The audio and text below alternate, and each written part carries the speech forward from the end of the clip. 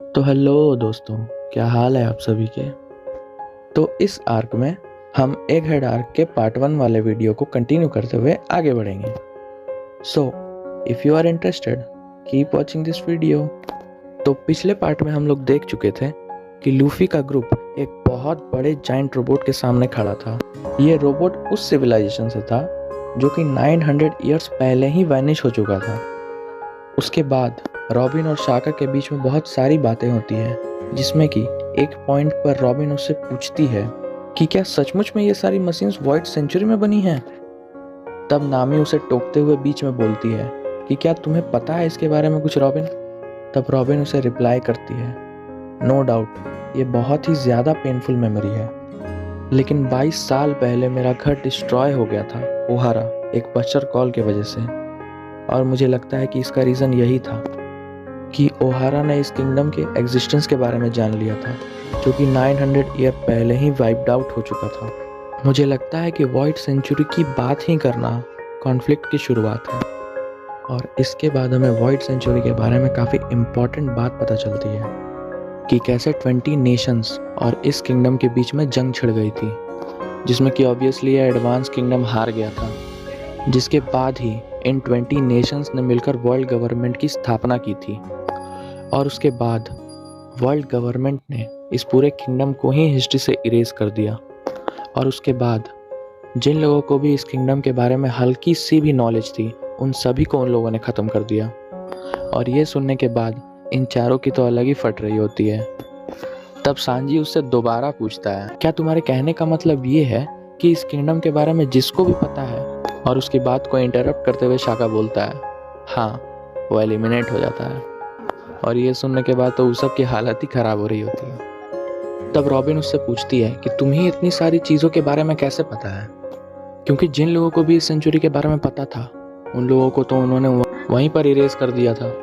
तभी उसकी बात को इंटरप्ट करते हुए शाके बोलता है, the will of Ohara lives on.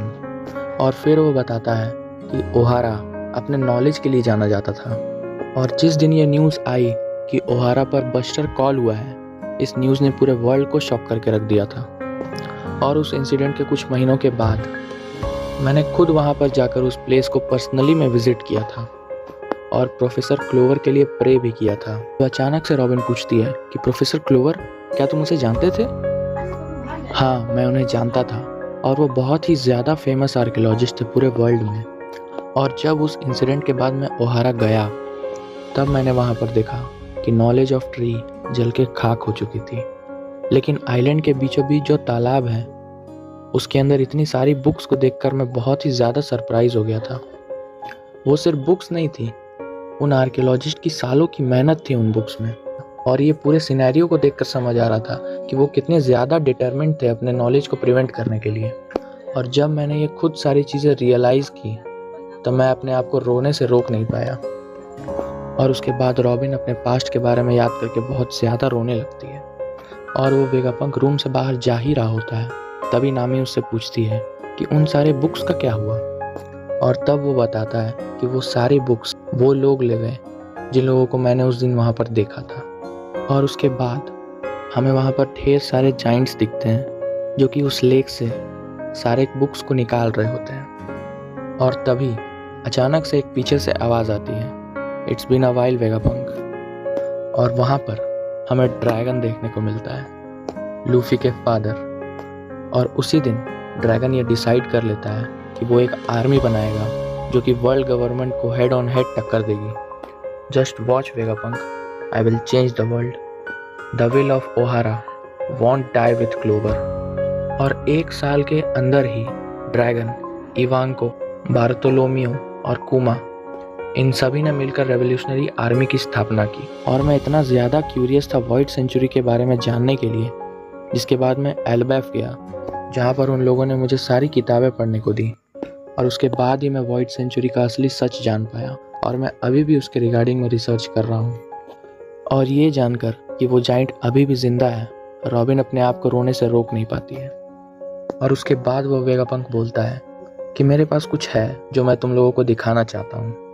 और फिर हमें लूफी वाला ग्रुप दिखाया जाता है जो कि डिफरेंट कमांड से उस रोबोट को चलाने की कोशिश कर रहे थे। लेकिन अचानक से उसमें से ओरिजिनल वेगापंक निकल आता है और इसके बाद तो सभी शॉक। और तब बोनी उससे पूछती है कि तुम्हारे हेड को क्या हुआ, तुम्हारा हेड तो बहुत ही ज़्यादा बड़ा हुआ करता था और ये कैसा अभी अजीब सा लग रहा है। और तब वेगापंक उसे बताता है कि उसने ब्रेन फ्रूट खाया है और वो अपने ब्रेन में कितनी भी नॉलेज को स्टोर कर सकता है। लेकिन प्रॉब्लम ये है कि जैसे जैसे वो अपने नॉलेज को स्टोर करता जाता है वैसे ही उसका हेड भी ग्रो करता जाता है। इस वजह से उसे अपने हेड को बाद में काटना पड़ा और उसके बाद मैंने अपने हेड को पंक रिकॉर्ड्स में स्टोर करके रखा है। और यह एंटीना इसलिए है ताकि मैं अपने पंक रिकॉर्ड से कनेक्ट कर पाऊँ। तो जब तक मेरा एंटीना मेरे पास है तब तक मुझे नॉलेज की कोई भी दिक्कत नहीं हो सकती। और फिर वो बताता है कि इन 6 वेगापंक्स में मेरी पर्सनैलिटी और मेरी नॉलेज सभी अलग अलग डिवाइडेड है और इन 6 को मिलाकर मैं अकेला एक वेगापंक बन जाता हूँ। और ये सारे वेगापंक मेरे ब्रेन से यानी कि पंक रिकॉर्ड से कनेक्टेड हैं और ये दिन भर में जो भी कुछ सीखते, जो भी एक्सपीरियंस करते, वो सभी पंक रिकॉर्ड्स में जाकर स्टोर कर देते हैं। और बोनी तो उस पर पहले से ही बहुत ज़्यादा गुस्सा, क्योंकि वेगापंक ने ही उसके फादर को एक पैसिफिस्टा में कन्वर्ट कर दिया था। और तब बोनी उस बीम सेवर को उसके ऊपर रख देती है और कहती है कि मेरे फादर को जल्दी से जल्दी ठीक करो। और तब वेगापंक बोलता है कि इसे जल्दी से बंद कर दो, ये अभी डिफेक्टिव है, अगर तुम इसे जल्दी से बंद नहीं करोगी तो यहाँ पर बहुत सारे कीड़े आ जाएंगे। लेकिन बोनी उसकी बात नहीं सुनती है और उसने जैसा कहा था वैसा ही होता है। और उसके बाद लूफी उससे पूछता है कि इस जाइंट रोबोट का क्या, इसे भी तुमने ही बनाया है, इसे एक बार चला कर तो दिखाओ। और तब उससे वेगापंक कहता है कि नहीं, यहाँ पर तुम गलत हो, इसे मैंने नहीं बनाया है। इस लेजेंडरी रोबोट ने 200 साल पहले होली लैंड मैरी जोइस पर अटैक किया था और ये रोबोट 900 साल पहले बना था, जिसके बाद वर्ल्ड गवर्नमेंट ने इस रोबोट को डिस्ट्रॉय करने के लिए लिटरली ऑर्डर दिया, जो कि बहुत सारे साइंटिस्ट नहीं चाहते थे क्योंकि ऑब्वियसली उन्हें रिसर्च करनी थी इस न्यू टेक्नोलॉजी के बारे में। और उसके बाद वेगापंक लूफी से कहता है कि प्लीज़ क्या तुम मुझे इस एगहेड आइलैंड से बाहर निकाल सकते हो। और जल्द ही उन लोगों को भी पता लग जाता है कि CP0 उन लोगों पर अटैक करने के लिए आ रहा है। और जब ये बात उसप और नामी को पता चलती है तब उन लोगों की तो पसीने छूट रहे होते हैं। वहीं सांजी रॉबिन से कहता है कि तुम्हें डरने की कोई भी ज़रूरत नहीं है रॉबिन, मैं तुम्हें प्रोटेक्ट करूँगा, वो लोग तुम्हें छू भी नहीं सकते, वो लोग चाहे कितने भी बार आए, मैं तुम्हें हर बार प्रोटेक्ट करूँगा। तब उसके बाद वेगापंक 1 बोलता है कि उन लोगों को कहो कि सेराफिन को वहीं पर छोड़ दें और यहाँ से जल्दी निकल जाएं और बैटल के लिए प्रिपेयर्ड रहो। और वहाँ खड़ा वेगापंक 4 ये सेम चीज़ रिपीट करता है। तब यहाँ पर रॉब लूची को लगता है कि शायद इन लोगों को पता चल गया है कि हम लोग यहाँ पर क्यों आए हैं। उसके बाद लूची वेगापंक से कहता है अगर मैं तुमसे पूछूं एगहेड डिसअपीयरेंस के बारे में तो तुम इसके बारे में क्या कहोगे। 2 महीने पहले से साइपर पोल की शिप नंबर 5 मिसिंग है, 1 महीने पहले CP7 और 2 वीक पहले CP8, इन सभी की शिप्स मिसिंग है। 2 महीने पहले से जितने भी शिप एगहेड आइलैंड पर विजिट करने के लिए आए हैं वो अभी तक मिसिंग है। जिसमें कि वेगापंक कहता है मुझे क्या पता। लेकिन ये बात सुनकर ये बहुत ज़्यादा गुस्सा हो जाती है और कहती है कि तुम्हारी हिम्मत कैसे हुई उनके बारे में ये सारी बातें बोलने की, तुम्हें क्या लगता है कि हम लोगों ने तुम्हारी सारी शिप चुराई हैं। वहीं उसके बाद हमें लूफी वाला ग्रुप दिखाया जाता है जिसमें कि लूफी कहता है कि तुम चाहते हो कि हम यहाँ से तुम्हें बाहर निकाल कर ले जाएं, लेकिन ऐसा क्यों, ये तुम्हारा लैब नहीं है। और तब वो लूफी को बताता है कि रिसर्च करते दौरान वो वॉइड सेंचुरी के बहुत ज़्यादा करीब आ गया था, मतलब वो इन्फॉर्मेशन को बहुत ज़्यादा डीपली जान गया था और जिस वजह से गवर्नमेंट उसे इरेज करना चाहती है। वहीं लूफी कहता है कि CP0, ये लोग तो CP9 थे ना। और तब लूफी को एक्सप्लेन करते हुए जिम्बे बताता है कि वो लोग अब CP9 से ऊपर आ चुके हैं और वो लोग और भी ज़्यादा पावरफुल हो चुके हैं। और तब वहाँ खड़ा वेगापंक उन लोगों से कहता है कि इन लोगों ने अपने शिप को भी कोस्ट पर छोड़ दिया और वो लोग सेराफिन की मदद से यहाँ तक आ गए, मतलब वो कम्प्लीटली डिटरमिन्ड है फाइट करने के लिए और अब हमारे पास कोई रास्ता भी नहीं है फाइट करने के अलावा। और फिर वो अपनी बात को कंटिन्यू करते हुए कहता है कि वहाँ पर जितने भी रिसर्चर्स और जितने भी वर्कर हैं उन सभी को वहाँ से निकालो और तीनों सेराफिन को वहाँ पर भेजो और सेंटीमारू को उनका इंचार्ज बनाओ। और उसके बाद वेगापंक लूफी से कहता है कि मैं बोनी को लेकर ऊपर जा रहा हूँ क्योंकि ये जगह बहुत ही जल्द बैटलफील्ड में कन्वर्ट हो जाएगी। और वो देखते ही देखते गायब हो जाता है। और ये सारी चीज़ें देखकर तो लूफी की फट रही होती है। और फिर उसके बाद ये जाइंट मॉन्स्टर उन CP0 पर अटैक करने लगता है, जिसके बाद सब डेस्परेटली उस पर अटैक करने लगते हैं। लेकिन उसी फाइट के दौरान वहाँ पर वन ऑफ द वेगापंक पहुँच जाता है और ये देखकर रॉब लूची उसे जोरदार अटैक करता है और सिर्फ रॉब लूची की एक अटैक में वो बंदा वहीं पर ख़त्म हो जाता है। और उसके बाद वहाँ पर एंट्री होती है लूफी की। और जब दोनों एक दूसरे को पहली बार देखते हैं, दोनों बहुत ही ज़्यादा सरप्राइज हो जाते हैं एक दूसरे को देखकर। उसके बाद लूफी उससे पूछता है कि पिजन गाय, तुम यहाँ पर क्या कर रहे हो? तब लूसी उससे कहता है, क्या तुम्हें पता नहीं कि ये गवर्नमेंट आइलैंड है? तब लूफी उसे रिप्लाई करते हुए कहता है, अरे हाँ, हम ही लोग यहाँ पर आउट ऑफ द प्लेस हैं। लेकिन इस टाइम पर लूफी यहाँ पर एम्परर बन चुका होता है, जिसे कि ये लोग छू भी नहीं सकते, क्योंकि एक एम्परर को छूने के लिए, एक एम्परर से फाइट करने के लिए गवर्नमेंट की ऑर्डर्स चाहिए होती हैं।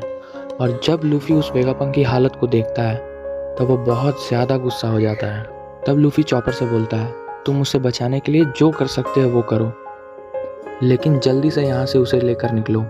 उस बच्चे ने हमें खाना दिया था। मतलब लिटरली लूफी के लिए ये एक रीज़न था फाइट करने का, कि उसे उस बच्चे ने खाना दिया था। और इसके बाद नेक्स्ट सीन में हमें लूफी और लूसी की फाइट देखने को मिलती है। और इस फाइट के दौरान सभी लोग उन दोनों से दूर भाग रहे होते हैं। और इसके बाद हमें लूसी की अवेकेंड फॉर्म देखने को मिलती है, जिसमें कि वो बोलता है कि स्ट्रॉ हैट, तुम सिर्फ अकेले ही नहीं हो जो कि स्ट्रॉन्गर हो चुके हो। और इसके बाद हमें गियर 5 वाली स्टेट में लूफी को दिखाया जाता है। और तब वेगापंक लूफी को गियर 5 वाली स्टेट पर देखकर बोलता है, क्या ये वाइट वॉरियर है? और वो नामी से पूछता है, क्या तुम्हें लूफी की ये ट्रांसफॉर्मेशन की हिस्ट्री के बारे में कुछ पता है? लेकिन वही नामी रिप्लाई करती है, ज़्यादा कुछ तो हमें नहीं पता, लेकिन क्या ये गमगम फ्रूट की पावर नहीं है? ये बहुत ही ज़्यादा फनी बात है, लेकिन इंसाइक्लोपीडिया में गमगम फ्रूट जैसा डेविल फ्रूट एग्जिस्ट ही नहीं करता, क्योंकि रियल में तो उस डेविल फ्रूट का नाम ह्यूमन फ्रूट था, जो कि हम लोगों को कायदो वाली फाइट में पता चली थी। वहीं लेकिन उसब थोड़ा सा शॉक, और वो कहता है, इसका क्या मतलब? लूफी तो हमेशा यही कहता है। वो एग्जैक्टली एक गॉड की तरह दिख रहा है, जिसके बारे में एंशिएंट टेक्स्ट में डिस्क्राइब किया हुआ है। और मैं बात कर रहा हूँ वॉरियर ऑफ लिबरेशन, जो सभी के चेहरों पर खुशी लाता है, also known as the sun god नीका। वहीं ये बात सुनकर सभी लोग शॉक, नीका? हमने तो ऐसा नाम कभी भी नहीं सुना। तब वेगापंक रिप्लाई करता है, हाँ वो इसलिए क्योंकि इस नाम को हिस्ट्री से ही इरेज कर दिया गया था, क्योंकि वर्ल्ड गवर्नमेंट नहीं चाहती थी कि इसके बारे में किसी को भी पता चले। और एट दैट टाइम उसके बाद हमें लूफी और लूची की फाइट दिखाई जाती है, जिसमें कि दोनों ही एक दूसरे को बहुत ही ज़्यादा तगड़ा फाइट दे रहे होते हैं। लेकिन वहीं जहाँ पर लूची थोड़ा बहुत स्ट्रगल कर रहा होता है, वहीं दूसरी तरफ लूफी हंसते हंसते मार रहा होता है उसकी। दूसरी फाइट के दौरान वहाँ पर तीनों सेराफिन आ जाते हैं, जिन्हें कि सेंटेमारू लीड कर रहा होता है। लेकिन वहीं दूसरी तरफ CP0 के पास भी एक पैसिफिस्टा होता है, जो कि है कुमा।